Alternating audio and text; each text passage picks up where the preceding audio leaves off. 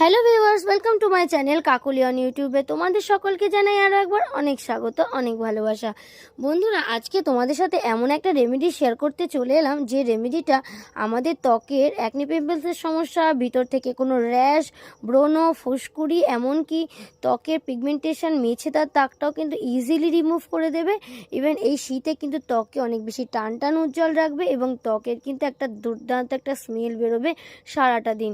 তার জন্য দেখো বন্ধুরা, কি করতে হবে, এখানে আমি নিয়ে নিলাম এখানে 1 চা চামচ পরিমাণ মতন চন্দন পাউডার। হ্যাঁ বন্ধুরা, চন্দন পাউডার, তোমরা প্রত্যেকেই জানো চন্দনের স্মেলটা কতটা সুন্দর, আর এই চন্দন পাউডারটাই কিন্তু এখানে ব্যবহার করতে হবে।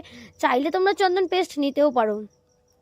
তোমরা বাড়িতে যে ঠাকুর ঘরে যে সমস্ত পুজো চন্দন থাকে, সেই চন্দনটাকে একটু বেশি করে পেস্ট করে নিতে পারো, নিয়ে তারপরে এই রেমেডিটা তৈরি করতে পারো। আর এই চন্দনগুলো তোমরা অনলাইনে বা কসমেটিক্সের দোকানে মানে সব জায়গাতেই অ্যাভেলেবেল পেয়ে যাবে তোমরা।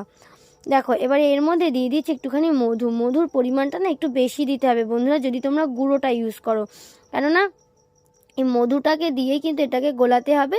আর সাথে সামান্য একটু তোমরা জলকে অ্যাড করতে পারবে, এতে কিন্তু জলের পরিমাণটা সামান্য একদমই যাবে। মধুটাকে দিয়েই কিন্তু এই জিনিসটা বেশি করে মিশিয়ে নিতে হবে। তারপরে আমি সামান্য একটুখানি গোলাপ জল ইউজ করেছি, তোমরা চাইলে নর্মাল জলটাও ব্যবহার করতে পারো। দেখো, এরপরে আমি দিয়ে দিচ্ছি এতে একটুখানি কস্তুরি হলুদ কিন্তু আমাদের ত্বকের জন্য একদম পারফেক্ট কস্তুরি হলুদ।